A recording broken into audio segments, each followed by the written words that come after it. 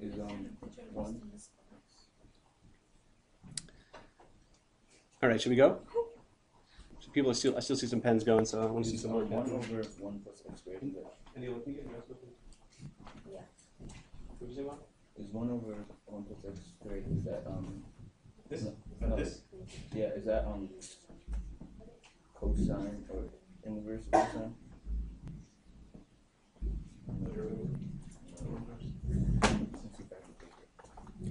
All right, so if you're still working, you're awesome, but we're going to move on. So objectives for today, a couple of two new things, kind of little things. We're going to learn about common integrals, which you guys probably learned about common derivatives in the before, right? Like what's the derivative of cosine? What's the derivative of secant or inverse secant or something, right? You just have to memorize them, right? Did you guys have a test or something just on memorizing?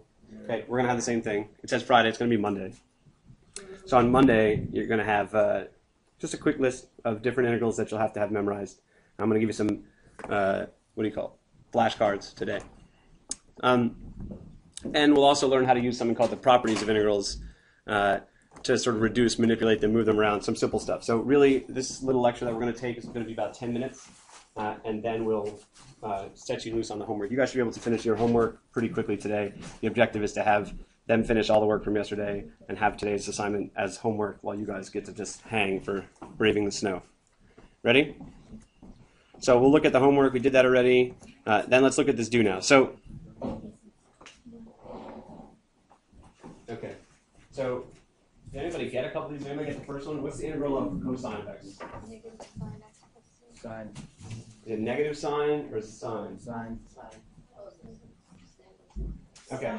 So remember that the antiderivative of something is the function whose derivative is the original guy, right? So when we see this integral of cosine, we're asking what function, if I take its derivative, will give us cosine, right? So what gives us cosine if we take its derivative? Sine. Okay. So your rules about cos and all that don't apply for integrals, right? If you take the derivative of co anything, it's negative. That doesn't apply for integrals. It's almost reversed, but not always, so just don't even remember. So yeah, if you take the derivative, are you guys familiar with this notation, d dx? Cosine of something? Sorry, of sine. Oh, now my hands are going to get all gross. I get cosine, right? So the answer to that is not just sine, but what? Plus c, right? If you have that integral symbol, you have to have the plus c.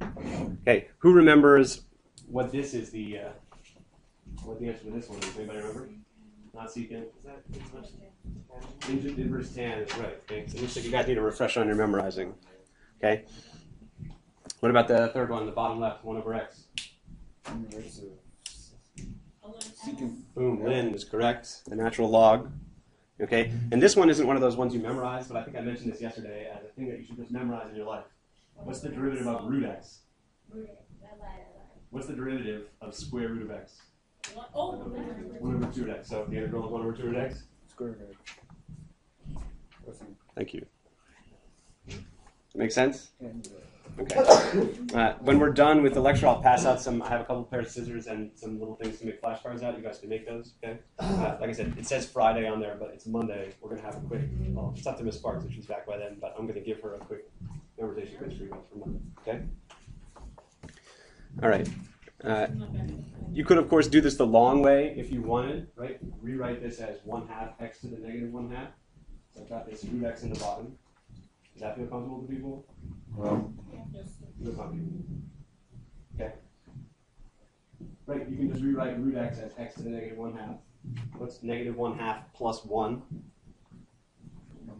1/2, right? And then dividing by 1/2 is the same as multiplying by 2 over 1. And you just get left with. You can see how that is the same as root, right? These guys disappear. And then you just have x to the 1/2, which is the same as root x. All right. You guys are a little quiet today, but that's fine. Not as loud and boisterous as I was yesterday because I want the people in the back to be able to hear. Is boisterous one of your English words? Anybody trying to get a bonus point for that? No? Too bad. Okay, so just talking a little bit more. All the common derivatives that you already memorized can be reversed, and you can turn them into common integrals. Okay, sine is negative cosine, cosine is sine, and so on. Okay, you don't have to write these down. Okay, because I'm going to give you a big old list of them. Okay. So you're going to have to memorize those in reverse. And like I was mentioning yesterday, right, it's really easy to get confused. You were doing derivatives for so long. Now we're doing integrals. Everything's backwards and jumbled in your head. So it's careful. You got to be careful to do it slowly. Okay. I have a question. Mm-hmm. I was just looking at this question. So if it goes backwards, Mm-hmm. like the integral of negative sine x plus c, I mean plus any number is sine x? No. But hold on to that question until later, okay? Because we've got to talk about the integral of a constant. So anyway, I'm going to give you a nice big list of things to memorize, and so you can worry about that later. You should know them already, but I'm commanding you to memorize them. So you should know them by Monday. You understand? That goes for everybody, but I'll tell them later. Okay, and I'll give you a sheet with all that in a second. All right, so the next thing we're going to talk about is integral properties, and this is where we should really be taking some notes. Okay.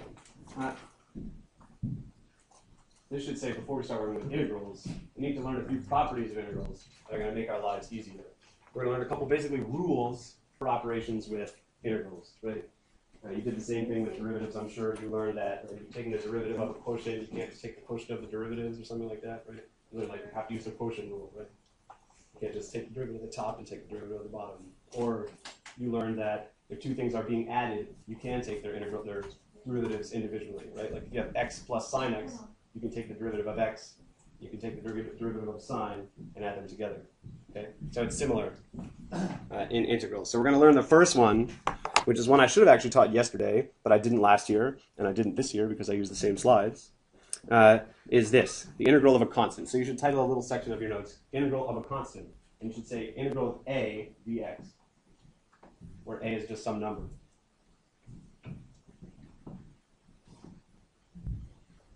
Mm-hmm. Mm-hmm. Mm-hmm. So if a is just a number, does anybody know what this would be? Well, plus c. So it would be c. Yep, say what you said again. Just c? Yeah. Nope. Yeah. Ax plus c. Yeah, that's right. Okay. See, there's one way to write that down, then we'll talk about what it means in a second.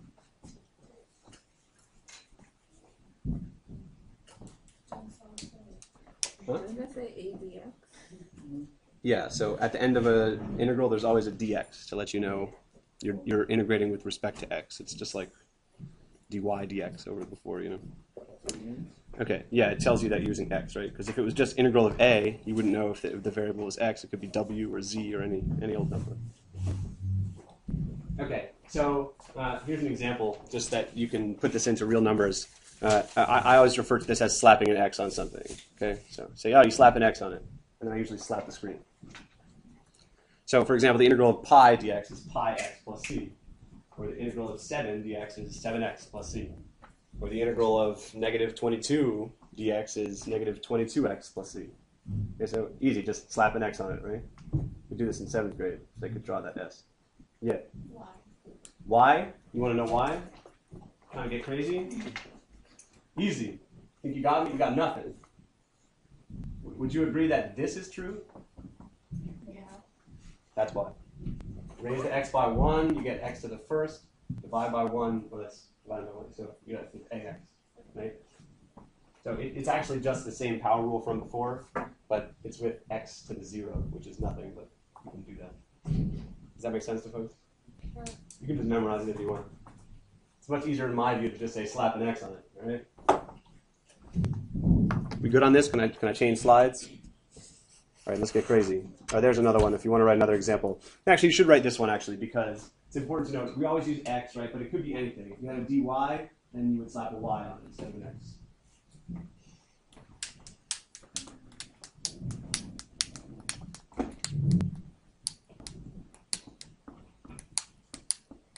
Also, this is in terms of y.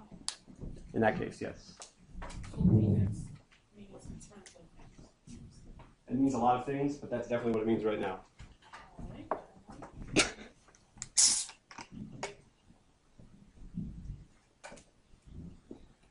Nectar of the gods. All right. All right, here's another property. The integral of a constant times a function. So this is telling us that if I have the integral, you should write this, of a of f of x, or sorry, a times f of x And what do you think I can do with that a? Who's like so far ahead of me that they shouldn't even be in the class? What can I do with that a? Do it. Say what you're going to say. Do it. Take it out. Yeah, that's right. You can take it outside. Wait, why is there an X there? Is that like the X to 0? Which x? The ex? No, in the beginning. This? Yeah. So this is like a times a function. It could be sine, it could be Oh, so that's just 20x, it could be anything. Yeah, some general function f of x. Sorry, not a. I'll give you an example and be more clear. So the idea here is if you have a constant times something, you can pull it out of that integral and let it hang on the outside and not worry about it. Okay, this is the same for derivatives, right? I'm sure you guys learned this. What's the derivative of 2x squared? Is that right? Yeah, that's right, 4x. Okay, so alternatively, the way you probably did that was by bringing the 2 down, right? And then subtracting 1 up here, that gives us 4x. What we could have done instead, these are essentially equivalent, that f of x is equal to 2 times x squared. Okay, and then you can actually just take the derivative of the x squared and let the 2 hang out on the outside. Did you guys learn that before? Okay. I mean, it's kind of obvious. Right? It's just something you get multiplied by, so you can do it individually. Right? It's the same for integrals. You can pull the constant out. So, for example, for 4x squared, right, you can do it all out as it is, or if you want, you can do that and pull the 4 outside. Sometimes that's helpful, sometimes it isn't. But either way, you need to know that that's possible. So we could just leave the answer as that. Oh, no, you have to do it. But on the AP test, right, they could give you some tricky sort of thing where this is required, or they could ask you straight up if that's allowable. And you have to say yes, because it is. So, when after you do it on stuff, Mm-hmm. where does the 4 go? Right, so let's see if I do it out on here. I do. Okay, so in big old parentheses like that. Okay. Okay? That's one way to think about it.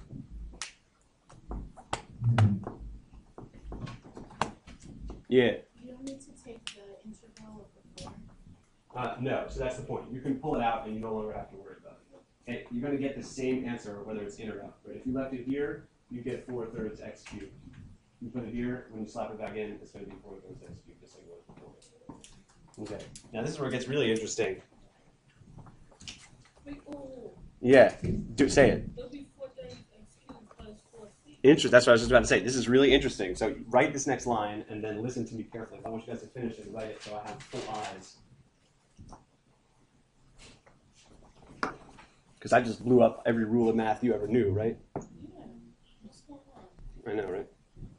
Okay, so the fact of the matter is, C is any number, right? That was the point of C. It can represent any number that we want it to represent, right? So what's the difference between any number that we want it to represent and 4 times any number that we want it to represent? Nothing, right? So like I could put 4C here, but if we found out what C actually was or whatever, that we would end up with just some 4 times 2, which would give us 8, instead of just finding out it was 8 in the first place.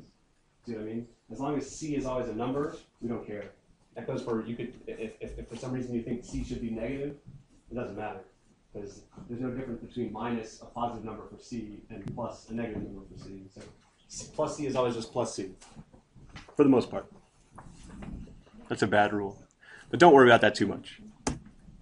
So here's another example, and this is sometimes where it might make more sense, is if you have some kind of ugly fraction that you don't want to deal with.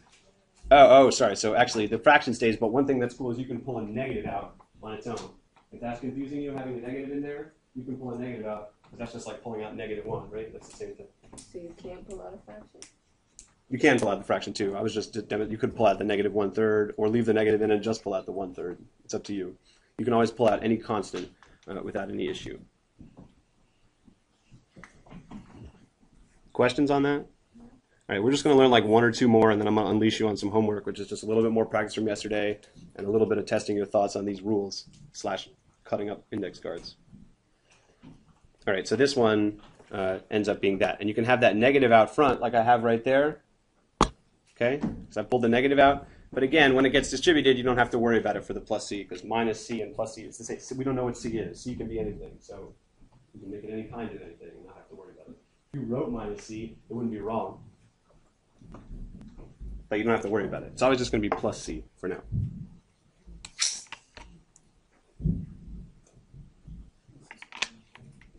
Nah, it's not crazy. This is easy. Wait till you guys get to spinning stuff around the x-axis. These like 3D volumes.